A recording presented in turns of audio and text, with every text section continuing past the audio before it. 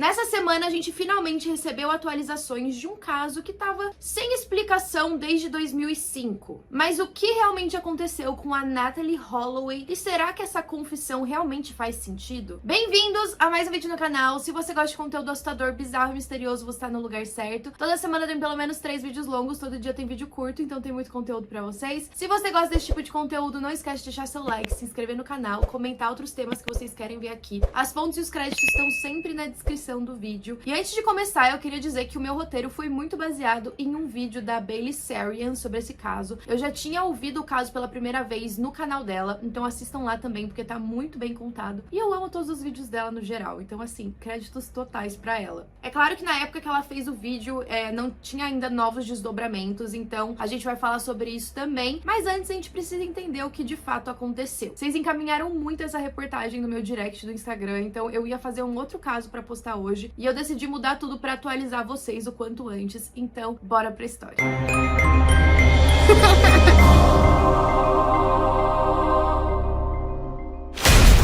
Bom, esse caso, talvez para as pessoas que sejam um pouco mais velhas, talvez traga um pouquinho de lembrança, porque foi um caso que foi extremamente divulgado na mídia da época, em 2005. A Natalee Ann Holloway nasceu em 86, filha do David e da Beth, e ela tinha um irmão mais novo chamado Matthew. Os pais dela se divorciaram em 93 e os dois filhos foram morar com a mãe. Em 2000, a mãe dela se casou de novo com um cara chamado George, e o George tinha bastante dinheiro. Eles viviam uma vida extremamente confortável, mas com esse novo casamento, eles também mudaram de cidade. Agora eles foram morar no Alabama, e a Natalee começou a estudar no Mountain Brook High School. Nessa escola de ensino médio, ela se envolveu em diversas atividades, principalmente dança, e ela era muito inteligente. Inclusive, ela conseguiu uma bolsa de estudos para estudar na Universidade do Alabama de 100%, e ela ia estudar medicina. Em 2005, ela se formou do ensino médio, agora ela tinha 18 anos de idade, e para uma viagem de formatura, ela e os colegas de sala decidiram ir para Aruba, que é uma ilha que fica no Caribe. Essa viagem ia durar 5 dias, não era uma viagem oficial da escola dela, mas ainda assim iam alguns monitores, algumas pessoas para controlar o que estava acontecendo. Era cerca de 7, mas ao mesmo tempo eles não ficavam monitorando o tempo todo o que os adolescentes estavam fazendo. Eles meio que faziam um check-in no fim do dia para garantir que estava todo mundo bem. Bom, 124 alunos então foram para essa viagem. Assim que eles chegaram, eles se hospedaram no hotel Holiday Inn de Aruba. E vocês sabem, né? Viagem de formatura, principalmente de ensino médio, tava regada a álcool, a festas, alguns adolescentes até conseguindo um pouquinho de drogas, e todos eles eram menores de idade para beber. Afinal, a idade que você tem que ter para beber nos Estados Unidos é de 21 anos. E eles estavam aproveitando. E assim, foi tão pesado o que aconteceu lá, foi tanta bagunça desses adolescentes, que o Holiday Inn chegou até a entrar em contato com a escola e falou: olha, no ano que vem vocês não podem voltar aqui. A Natalee, apesar de todos os colegas dela beberem bastante, alguns diziam que ela bebia um pouco a mais do que o resto. Então ela já acordava, já tomava alguns coquetéis, e ela tava se divertindo como todos os outros. E a Natalee também era uma adolescente considerada no padrão de beleza dos dias de hoje. Aquele padrão que vocês sabem, tipo, loira, branca, do olho azul. E isso foi até uma questão que foi muito divulgada na mídia depois, pela quantidade... Nossa, eu tô sem microfone. Vou colocar agora, mas assim, o começo vai ficar sem. Lembrei agora. 5 minutos de vídeo pra perceber que eu estava sem microfone. Me perdoem se o começo do vídeo ficou com áudio ruim. Mas enfim, a Natalee também era uma adolescente bem padrão e com os padrões de beleza. Bom, não sei se eu diria um padrão de beleza, mas vocês sabem, aquele estereótipo de loira, de olho azul, branca. E isso foi até algo que foi falado na mídia mais pra frente, e é por isso que eu tô mencionando, pra vocês entenderem. Eles iam voltar pra casa no dia 30 de maio, uma segunda-feira. Então no domingo, é claro que eles se reuniram para uma última festa para aproveitar o último dia. A Natalee, naquela noite, estava usando uma saia jeans, um top colorido e chinelos. Parte dos amigos foram até o cassino e ela foi junto. Lá ela foi vista jogando alguns jogos e também bebendo. Nesse cassino, na última noite, ela conheceu um garoto de 17 anos chamado Joran. Joran. Eu não sei pronunciar, o nome dele é holandês, mas a gente vai chamar ele de Joran porque eu acho que talvez seja mais fácil de pronunciar. Esse cara, ele era holandês de fato e ele tava morando em Aruba porque ele estudava lá na universidade. E aí os dois começaram a conversar, eles foram vistos conversando no cassino e depois os dois, junto com os outros amigos da Natalie, foram até uma balada na ilha. Eles ficaram se divertindo lá na balada e por volta da 1h30 da manhã, os amigos da Natalie viram ela entrando em um carro Honda prateado, junto com o Joran e mais dois adolescentes. Depois, eles iam descobrir que esses dois caras eram irmãos, os nomes deles eram Deepak e Satish Kalpoe. O Satish tinha 18 anos e o Deepak, que era o dono do carro, tinha 21. E aí, beleza, ninguém se preocupou, todo mundo sabia que a Natalie conseguia cuidar da própria vida dela, tava todo mundo se divertindo, bebendo e tudo. E aí, no dia seguinte, pela manhã, todos os adolescentes se reuniram no lobby do hotel, já com as malas e prontos para irem pro aeroporto. Os monitores começaram a contar as pessoas para ver se estava todo mundo ali, e eles perceberam que a Natalie não tinha aparecido. É claro que no começo ninguém pensa que alguma coisa ruim aconteceu. Eles pensaram que talvez ela só tivesse ficado dormindo até mais tarde no quarto, então eles vão até o quarto dela checar e eles percebem que as malas dela estavam arrumadas, o passaporte estava em cima da mesa, mas não tinha sinal da Natalie lá dentro. Na verdade, não tinha sinal dela no hotel todo. A última vez que ela tinha sido vista foi entrando naquele carro. Os monitores conversaram com os gerentes do hotel, eles procuraram por todo o perímetro, mas não tiveram sucesso nenhum. Então eles decidiram entrar em contato com a mãe da Natalie e também com o padrasto para avisar o que tinha acontecido. Como eu falei para vocês, o padrasto da Natalie era muito rico, eles tinham uma ótima condição financeira, então eles não se demoraram em pegar um jatinho e ir para a ilha para ajudar na busca. Eles foram imediatamente para o hotel, o gerente conseguiu imagens das câmeras de segurança e eles conseguiram ver que no cassino a Natalie estava conversando com o Joran. Inclusive, o gerente do hotel mesmo reconheceu o Joran, ele falou, eu sei quem é esse cara. Então ele era assim, bem famosinho ali na ilha. Então eles vão até a polícia consegue ir até a casa do Joran para perguntar onde a Natalie estava e ele abre a porta normal. E aí, primeiro, ele fala, sim, eu conheci ela, mas nossa, eu nem sabia o nome dela. E eles descobrem que os dois irmãos também estavam na casa. E aí os irmãos ouvem uma movimentação ali, veem que o Joran tá conversando com alguém, e eles falam, não, mas você não lembra, a gente tava com ela ontem. Eles comentaram que a Natalie queria ver tubarões, então eles levaram ela até a praia e depois deixaram ela de volta no hotel às 2 da manhã. O Joran também falou que se lembrava que quando ele estava dirigindo, ele olhou para trás e ele viu um homem com uma camiseta preta se aproximando da Natalie e conversando com ela. Ele disse que acreditava que era um segurança. E aí uma busca enorme começou. O governo de Aruba ajudou demais nessa busca. Eles até decretaram um dia de folga para os funcionários que quisessem se juntar como voluntários para encontrá-la. E a ilha é bem pequena. Ainda assim, ninguém conseguia encontrar nenhuma evidência. A Marinha ajudou a olhar na costa para ver se o corpo dela podia estar por lá. Tiveram mergulhadores também olhando o oceano e nada. Os pais da Natalie ofereceram uma recompensa de cerca de $175 mil para quem tivesse informações ou para quem encontrasse a garota. E além disso, eles conseguiram arrecadar mais $50 mil de voluntários para ajudar ainda mais.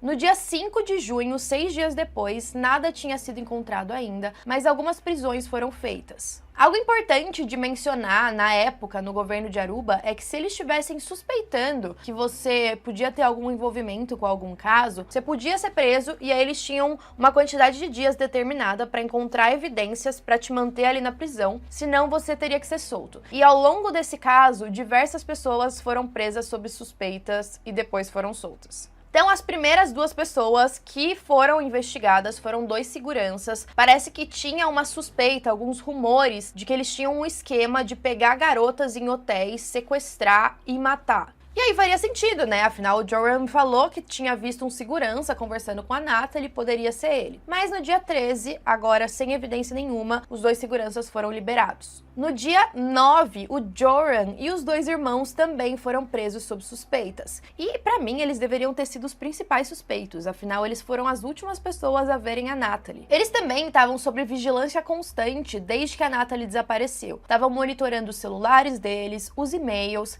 e, nesse caso, também tiveram várias notícias falsas. Por exemplo, no dia 11, um membro ali da polícia, do governo, foi dar uma conferência pública falando: não, a gente encontrou o corpo dela, a gente tem informações de onde ele tá, ela realmente tá morta e depois a gente vai dar mais detalhes. Só que aí logo depois ele fez um outro anúncio falando: gente, desculpa, recebi informação falsa, na verdade a gente não encontrou o corpo. Os dois irmãos e o Joran foram interrogados diversas vezes pela polícia e surgiram rumores de que eles teriam falado que algo ruim aconteceu com ela na praia e que eles iam levar os policiais até a cena onde ocorreu. Alguns dias depois, outras duas pessoas também foram presas. Uma delas era um DJ que fazia alguns shows em barcos, chamado Steve Gregory Cross, e o pai do Joran. O pai do Joran foi bem suspeito por algumas pessoas, porque durante as entrevistas que ele dava, ele começava a suar muito. Mas tipo assim, de forma excessiva. Você conseguia ver que aquilo não era normal para uma pessoa. No caso desses dois, a gente nunca soube exatamente quais eram as suspeitas da polícia para prendê-los, mas eles também foram soltos por falta de evidência. E aí o Joran cada vez dava uma versão do que tinha acontecido com a Natalie. Agora ele estava falando que tinha deixado ela na praia, mas não tinha machucado. O advogado dos dois irmãos disse que o Joran tinha mandado uma mensagem para eles falando que ia andar até a casa dele, e aí 40 minutos depois ele mandou outra mensagem. Mas depois o Joran disse que não era verdade, que os irmãos deixaram ele em casa de carro e que quando ele foi deixado em casa, a Natalie ainda estava no carro também. Então assim, no que acreditar? No dia 4 de julho, os dois irmãos foram liberados, mas o Joran continuou preso. Nessa hora em que os irmãos foram soltos, a família da Natalie começou a ser muito criticada também. Até então, todas as pessoas estavam ajudando eles, estavam falando bem deles, enfim. Só que aí a mãe da Natalie foi em uma conferência e ela ficou muito brava dos dois irmãos terem sido soltos. Ela começou a acusar os dois de ter um envolvimento, falar que os dois eram bandidos e que aquilo não estava sendo uma justiça justa. Só que as pessoas que viram aquilo não gostaram dela acusando os dois irmãos. Afinal, ela não tinha provas e realmente não tinha nenhuma evidência de que os dois estivessem envolvidos. Então agora ela estava acusando o próprio povo da ilha que estava apoiando ela de ser um bandido. Isso não fez muito bem para a imagem deles. Depois de 2 meses de busca, a recompensa aumentou para $1 milhão. Então agora vocês imaginam, todo mundo queria aquele dinheiro. Tava todo mundo falando: meu Deus, eu vi alguma coisa, eu sou testemunha, eu vi uma pessoa enterrando um corpo. Mas assim, nada fazia muito sentido. A polícia ia investigar essas evidências e eles não chegavam em nada. Ao mesmo tempo, tinha gente falando que viu alguém enterrando um corpo, mas se você vê isso na rua, você não vai e fala imediatamente pra polícia? Depois desses 2 meses, o FBI também se juntou às buscas, eles levaram até cães farejadores, mas sem sucesso. O Joran ficou indo e voltando da prisão diversas vezes, e aí, em uma das vezes em que ele foi solto, ele decidiu dar algumas entrevistas, ele queria contar o lado dele da história. Posteriormente, ele até escreveu um livro. Em uma das entrevistas que ele deu para Fox News, ele falava que a Natalie queria ter relações sexuais com ele, mas ele não quis. Ele também disse que ela queria que ele ficasse na praia com ela, só que ele tinha aula no dia seguinte e ele se recusou. E aí ele disse que pediu para os irmãos buscarem ele na praia às 3 da manhã, mas a Natalie queria continuar e ela ficou lá sozinha. E aí ele disse que o motivo dele ter mentido no começo foi porque ele estava com vergonha de falar que deixou uma garota sozinha na praia de madrugada. E na época dessa entrevista, várias pessoas acharam aquela história plausível. Ele continuou insistindo que era inocente e alegava que a mídia tinha destruído a vida dele. As buscas continuaram até abril de 2006, mas agora a polícia estava ficando sem dinheiro para continuar com esse investimento. Chegaram até a suspeitar que, na verdade, a Natalie não tinha sido assassinada. Talvez ela tivesse morrido por alguma overdose, ela tinha usado drogas, ou então ela bebeu demais, e aí alguém só tentou esconder o corpo. Mas ainda assim, mesmo que tivessem tentado esconder o corpo, aonde ele estava? Como alguém poderia ter escondido tão bem? E aí a polícia tomou algumas decisões meio equivocadas. Teve uma vez que, sei lá, 20 investigadores foram até a casa do Joran. Eles destruíram a casa toda, tentaram desenterrar o quintal, procuraram qualquer coisa lá dentro, não encontraram nada e simplesmente foram embora. Eles levaram o computador do pai do Joran, mas nada muito demais. E eles não chegaram a falar o que eles estavam procurando. E aí eles fizeram a mesma coisa na casa dos dois irmãos também. Em novembro de 2007, os 3 foram presos de novo tempo, mas de novo não tinha nenhuma evidência nova. O caso foi oficialmente fechado em dezembro. O pai da Natalie não queria desistir, o David, e aí ele contratou um investigador particular. O nome dele era Tim Miller, e ele foi até Aruba para fazer as próprias buscas. Ele olhou a ilha toda de novo, e aí de repente um policial, tipo um chefe de polícia, chegou para ele e falou que ele devia olhar numa área determinada do oceano que ficava a não sei quantos metros da costa, algo assim bem específico. Ele falou também que essa informação não tinha sido divulgada para o público, mas que eu não sei se chama armadilha, mas aqueles negocinhos de metal que os pescadores usam para pegar peixe, que é bem grande, um desses tinha desaparecido na noite em que a Natalie desapareceu. E aí o Tim era um ótimo investigador, ele estudou todas as correntes marítimas ali da costa de Aruba, e aí ele pegou alguns sonares, alugou um barco e começou a pesquisar no fundo do mar para ver se eles encontravam esse negócio do pescador. Depois de alguns dias sem encontrar nada e até bem decepcionado, ele encontra algo que parecia um crânio humano. Então ele até avisou o pai da Natalie que talvez ele tivesse alguma informação nova. Eles estavam bem empolgados, mas quando eles mergulharam para ver, eles conseguiram encontrar o negócio do pescador, mas não tinha nada lá dentro, não tinha nenhum resto humano, não era um crânio. E aí depois de meses que o David financiou esse investigador particular, chegou uma hora também que acabou o dinheiro e as buscas terminaram em fevereiro de 2008. E aí, depois de um tempo, apareceu um repórter holandês falando que tinha conseguido uma confissão do Joran. Ele disse que tinha colocado um homem sob disfarce, chamado Patrick, para fazer amizade com o Joran, ganhar a confiança dele e ver se ele falava algo. Então tinha uma câmera escondida no carro e o Joran começou a falar. Ele disse que o que tinha acontecido é que os dois tiveram relações sexuais na praia e depois a Natalie convulsionou. Ela teria ficado completamente sem respostas, tipo desmaiado, e aí ele tentou reviver ela, mas não conseguiu e ligou para os amigos. Esses amigos teriam falado para ele ir para casa que eles iam dar um jeito no corpo. E aí é claro que foi um escândalo midiático e todo mundo, meu Deus, descobrimos o que finalmente aconteceu. Mas logo depois o Joran voltou atrás. Ele falou que ele só tava falando pro Patrick o que ele queria ouvir, que os dois tinham usado drogas no dia, que ele tava tipo super alto assim e nem sabia o que tava falando. E aí depois o Joran foi lá e começou a inventar mais história, falando que na verdade ele tinha vendido a Natalie pra tráfico sexual humano. Depois ele voltou atrás e falou que era mentira. E em 2010, ele até ofereceu pro time legal da família da Natalie que ele ia confessar, mas em troca ele queria $250 mil.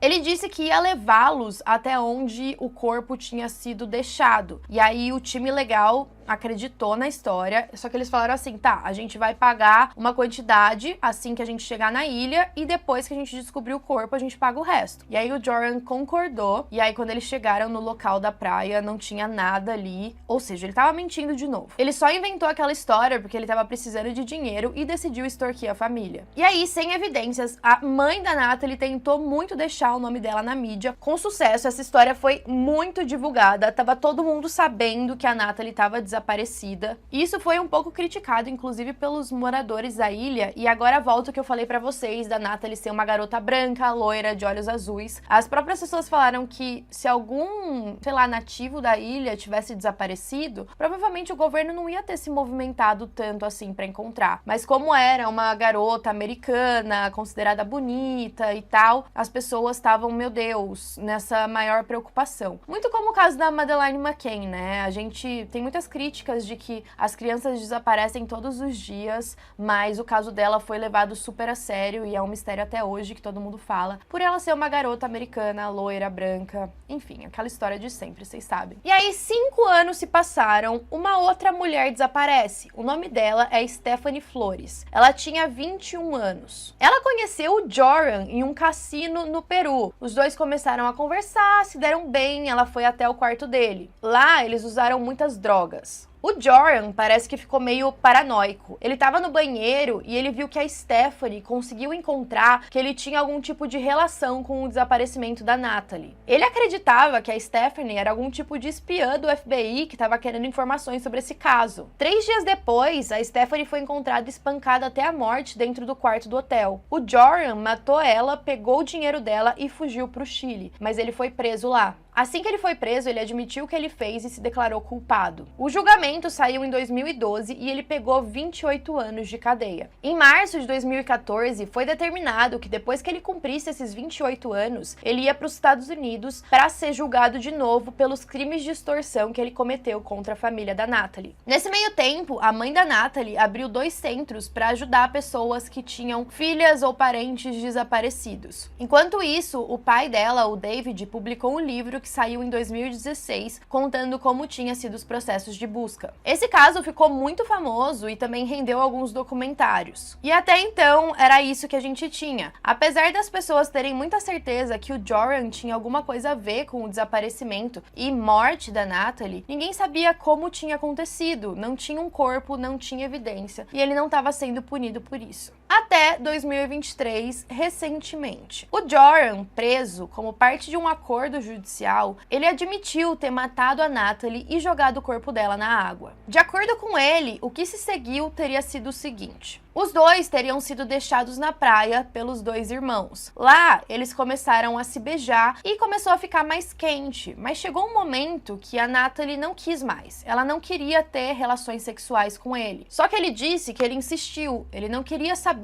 se ela queria ou não. Então, em certo ponto, ela deu um chute na virilha dele. Só que esse chute teria deixado ele extremamente irritado, então ele chutou o rosto dela. De acordo com ele, nessa hora, só com o chute, ela já tinha desmaiado. She tells me no. She ends up kneeing me in the crotch. I get up and I kick her extremely hard in the face. Ele não sabia dizer se ela já tinha morrido por conta do chute, mas ele avistou uma grande pedra de concreto ali na areia da praia. De acordo com ele, eu quebrei a cabeça dela completamente. Então ele teria quebrado aquele bloco de concreto na cabeça dela. Ele disse que o rosto dela chegou a ficar desfigurado e depois disso ele pegou o corpo e jogou no mar. A mãe da Natalie, a Beth, em uma coletiva de imprensa disse: "Acabou. Joran van der Sloot não é mais o suspeito de matar a minha filha. Ele é o assassino." Para ela, o caso foi resolvido. Depois de ter cometido o crime, o Joran teria voltado para casa e ainda assistido pornografia. Porque eu falei para vocês que no começo do vídeo, talvez essa confissão não fizesse tanto sentido. Na minha opinião, pelo histórico do Joran, quem garante que ele não tá inventando mais uma história? De repente, só para ajudar ele nesse acordo judicial. E por que eu falo isso? Vocês devem estar pensando, tá, mas por que ele ia confessar